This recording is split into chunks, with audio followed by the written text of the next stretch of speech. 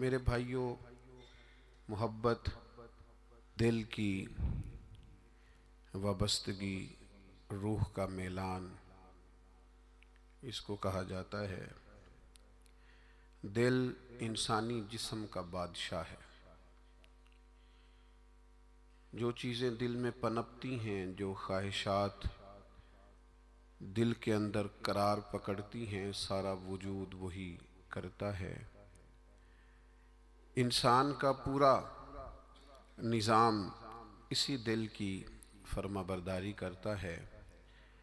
लेकिन होता यह है कि ना चाहते हुए भी, समझ बूझ रखते हुए भी, चीज़ों के मुज़र असरात से आगाही रखते हुए भी बाज़ों का दिल ऐसी चीज़ों की तरफ मिलान करता है जो बड़ी नुकसानदेह होती है। इंसान के वजूद का भी, उसकी रूह का भी, उसके बातिन का भी वो चीज़ें बहुत ज़्यादा नुकसान करती हैं। लेकिन इंसान उनसे बाज़ औक़ात निजात नहीं हासिल कर पाता। मसलन सबको पता होता है कि हिरस, लालच, हवस ये कोई अच्छी चीज़ नहीं। अल्लाह ताला अगर ज़रूरियात का रिज़्क़ अता कर दे और ज़रूरियात पूरी होने लग जाएं तो बहुत अच्छा है। लेकिन ना चाहते हुए भी बाज़ लोग माल की हिरस में, हवस में, लालच में मुब्तला हो जाते हैं। ये मोहब्बत दिन ब दिन बढ़ती चली जाती है। वो खुद अपने आप से कई दफ़ा सवाल करते हैं कि या दिल, तूने तो एक दफ़ा ये कहा था कि बस मेरी ज़रूरियात पूरी होने लग जाएं, 2 वक्त की रोटी चलने लग जाए, बच्चों के अखराजात निकलने लग जाएं, सर छुपाने को एक मकान मिल जाए तो काफ़ी है, अब तू किधर निकल गया। लेकिन बहुत सारा उससे बढ़कर अल्लाह ने फजल कर दिया, ख्वाहिश से बढ़कर अता कर दिया, लेकिन कहीं ठहराव नहीं हो पा रहा, दिल रोक नहीं रहा। रोज माल की मोहब्बत, माल का लालच बढ़ता चला जाता है। ये इस कदर ज़्यादा नुकसान करता है कि नबी करीम सल्लल्लाहु ताला अलैहि वसल्लम ने इरशाद फरमाया कि दुनिया की मोहब्बत हर गुनाह की जड़ है। यानी लोग समझते हैं कि मामूली बात है कि मेरे दिल में माल की मोहब्बत बैठ गई है, लेकिन ये बड़ा गहरा मर्ज है। बाज़ लोग कहते हैं ना कि ये मर्ज आ जाए तो इसकी वजह से 70 मर्ज और भी लग जाते हैं। तो ये दुनिया की मोहब्बत वो मर्ज है, माल की मोहब्बत वो बीमारी है कि जिसकी वजह से सैकड़ों अमराज पैदा होते हैं, हलाल हराम की तमीज़ उठ जाती है, रिश्तों का तकद्दुस पामाल हो जाता है, बहन भाइयों के रिश्तों में दरार आ जाती है। लोग इस माल की मोहब्बत में मुब्तला होकर खूनी रिश्तों तक को भूल जाते हैं। तो अगर मोहब्बत को सही रास्ता ना मिला, ये मोहब्बत, मोहब्बत इलाही और मोहब्बत रसूल सल्लल्लाहु ताला अलैहि वसल्लम के खूबसूरत उन्वानात की आदी ना हुई,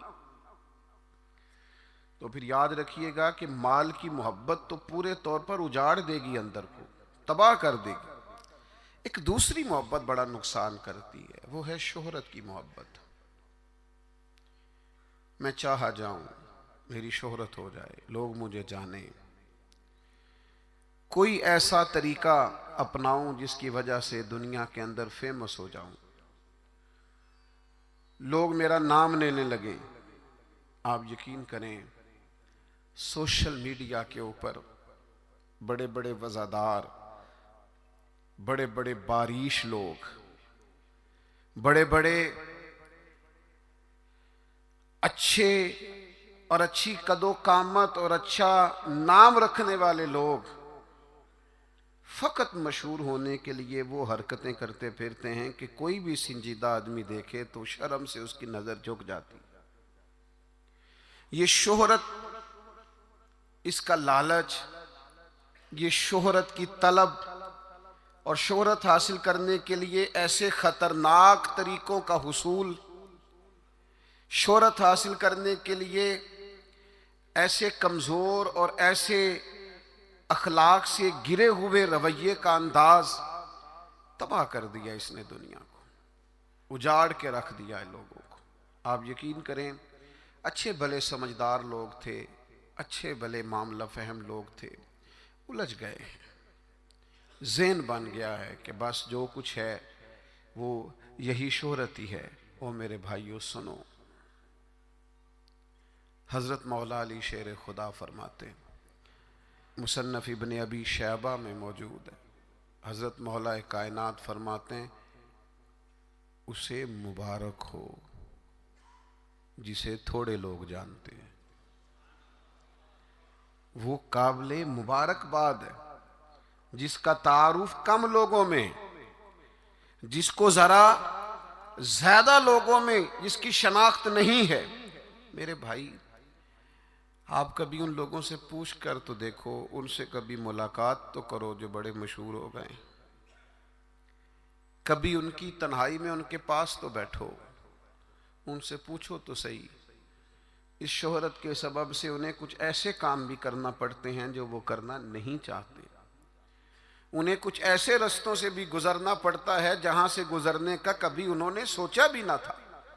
वो तो चाहते थे कि कोई तन्हाई होती, कुरान मजीद का नुस्खा होता, 500 दाने वाली तस्बीह होती, कहीं मुसल्ले का नूर होता, दिल में हो याद तेरी, गोशाए तन्हाई हो, फिर तो खलवत में अजब अंजुमन आराई हो। दिल चाहता था, लेकिन ये शोहरत, इसकी तलब। हाँ, एक बात है, अगर आप शोहरत चाहते हैं, मारूफ होना चाहते हैं, मशहूर होना चाहते हैं, बहुत सारे लोगों में चाहते हैं कि आपका नाम सुनहरी हुरूफ से हो और ज्यादा लोग आपको जाने पहचाने, तो कुरान मजीद ने नुस्खा दिया है। फरमा इन्नल्लज़ीना आमनू व आमिलुस्सालिहाति सयजअलु लहुमुर रहमानु वुद्दा, जो ईमान लाने के बाद नेक अमल करेगा, रब लोगों के दिलों में मोहब्बत पैदा फरमा देगा। रहमान ऐसा माहौल बना देगा कि उन लोगों के दिलों में, अल्लाह ताला लोगों के दिलों में उस बंदे की मोहब्बत पैदा कर देगा। एक और मोहब्बत होती है, औलाद की मोहब्बत। बड़ी अच्छी मोहब्बत है, होनी चाहिए।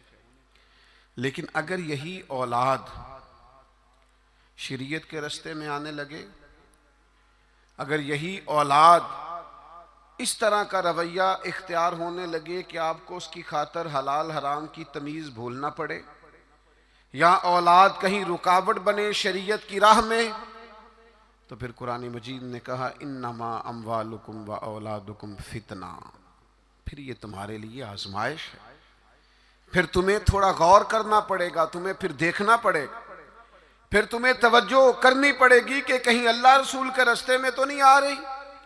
हज़रत अबू बकर सिद्दीक रज़ी अल्लाह तआला अन्हु के बेटे ने एक दफ़ा कहा था कि अब्बा जी, मुसलमान होने से पहले जब बदर के दिन मैं कुफार की तरफ से लड़ते हुए आ रहा था तो आप मेरी तलवार की ज़द में आ गए थे। मैं आपको कत्ल कर सकता था पर मैंने बाप समझ करके छोड़ दिया।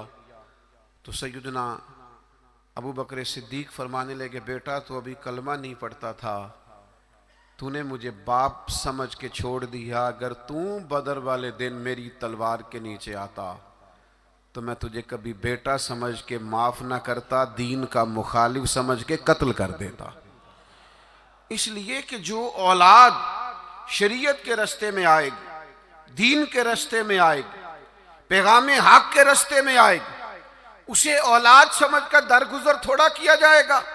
मेरे अजीजों, वतन की मोहब्बत भी कभी गालब आती है, इलाके की मोहब्बत भी कभी गालब आती है।